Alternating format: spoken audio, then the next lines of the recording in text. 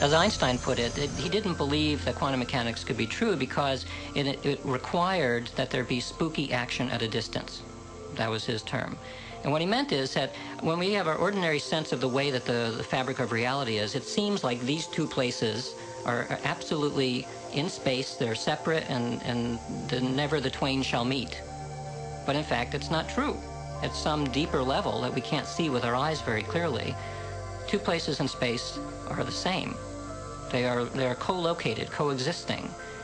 So if we imagine that common sense, the way common sense literally meaning that your senses tell you about the world, if that's the way the world is actually constructed, then things like psychic and mystical experience don't make any sense at all. Because the whole point about psychic and mystical experience that makes them strange is the sense that there's some kind of connection between what's going on inside your head and things elsewhere in space and in time. So what this view of quantum mechanics provides is a way of framing what these strange experiences are like. And it reframes it from somehow magically information is getting inside my head from signals or forces or something into a different view, which is that in a sense your head, yes, is here, but it's also spread out through space and time. And so when I'm able to get a telepathic impression from somebody at a distance, it's not because I somehow jumped out there and got it, but because at some deep level, my head and the other person's head are co-located.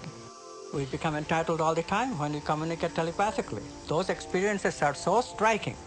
I literally can read your thoughts if I become entangled with you. And such things happen. There are distant viewing experiments. There are even experiments now that you are seeing light flashes and your brain potential picks up the signature of those light flashes, what is called evoke potential, that can be measured in an EEG machine connected to your brain. And I am sitting over there, no light flashes, I cannot see you, and still my brain potentials, because I am correlated with you in terms of intention, I intend to be directly communicative with your experiences. That intention produces me, gives me the capability of simultaneously having the similar brain potential in my brain. It was first done by Jacobo Greenberg at the University of Mexico and now repeated by Peter Fenwick in London. The day should be the sunrise. It should be the beginning of great thought. I wake up in the morning and I consciously create my day the way I want it to happen. Now sometimes, because my mind is examining all the things that I need to get done, it takes me a little bit to settle down and get to the point of where I'm actually intentionally creating my day. But here's the thing, when I create my day, and out of nowhere, little things happen that are so unexplainable, I know that they are the process or the result of my creation. And the more I do that, the more I build a neural net in my brain that I accept that that's possible. It gives me the power and the incentive to do it the next day. And we all create our own realities. And we do that because we are the observer. We are each the own observer of our own reality. And each of our individual consciousnesses creates our own individual reality in the most amazing way. My son, Evan, the physicist, says, you know, it's an additive thing. I mean, if I'm holding one reality and someone else is holding another reality. I mean, it's the Super Bowl this afternoon. And the reality that the Eagles are holding is a different reality than what the Patriots are holding. And only one of those realities are going to be the real reality. So there's some additive, and there are interference patterns. Well, I think if we keep quantum physics and the understanding very simple for the layperson, that our observation has a direct effect on our world. I think if we keep it very simple, then people can get about the business of beginning to practice the skill of observation. See, the subatomic world responds to our observation, but the average person loses their attention span every 6 to 10 seconds per minute.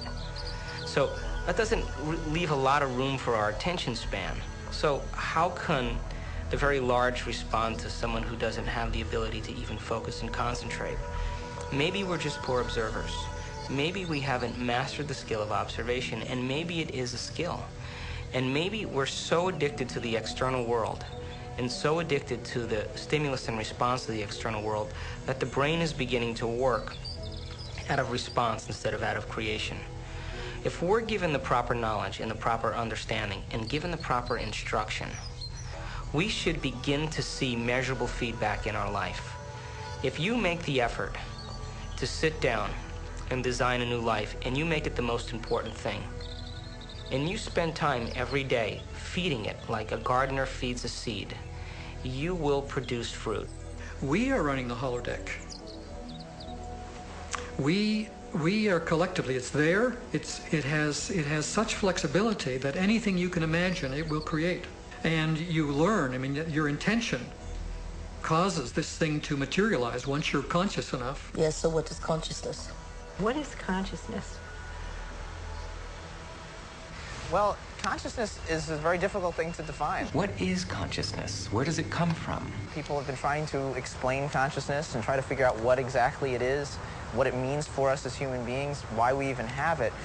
On a simple way of defining it is it has to do with awareness, and in particular it has to do with awareness of the self. That's at least how we as human beings have self-consciousness, so that when we look in a mirror we recognize that it's ourselves that we're looking at and not some other person or some other animal. And do you think science will understand that better than having to handle a hot potato called consciousness that has so much cultish religion, backwater voodoo attached to it? Consciousness has been left out of the equations of physics in general, as well as quantum physics, for a very simple reason. It's easier to do things that way.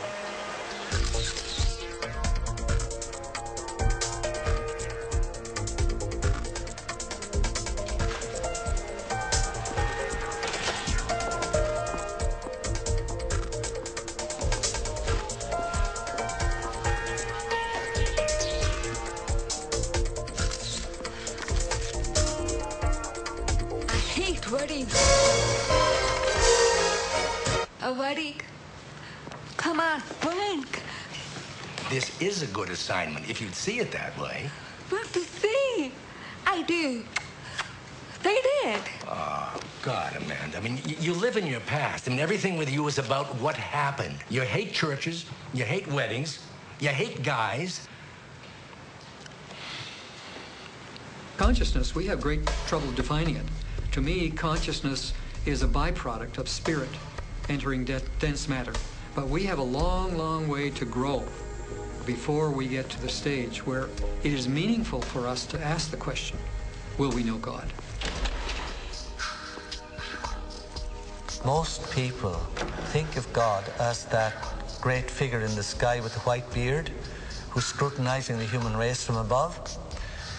They see us here on earth as in some form of neutral testing ground, where we're placed by God for a period, and God watches from above, registering the scores on his laptop as to whether we perform according to his designs or whether we're offending him, as it's put. An absolutely outrageous idea. How could we offend God, the type of God that people believe in? How could it matter so much to him? How could it, above all, matter that he would find it so serious a situation that he could condemn us to an eternity of suffering? These are bizarre ideas, but obviously they have a great hold on the fears and the limitations and the insecurities of people, which is why religion can play so effectively, whether deliberately or otherwise, on those insecurities. People fall into line very readily when they're threatened by these cosmic sentences of everlasting punishment. How in the Ten Commandments could we have possibly created a mind that could transcend space and time? No, we're too busy keeping our emotions in check to ever dream of infinite possibilities. And maybe that is the ultimate conspiracy. Even though a given person may have long ago thrown off the trappings of religion, they still live in the religious mold, and they don't even know it. But their whole conception of how reality works is all something that has been molded by religion. So until you get that out of your system, you can't ever make it go. of an evolutionary perspective.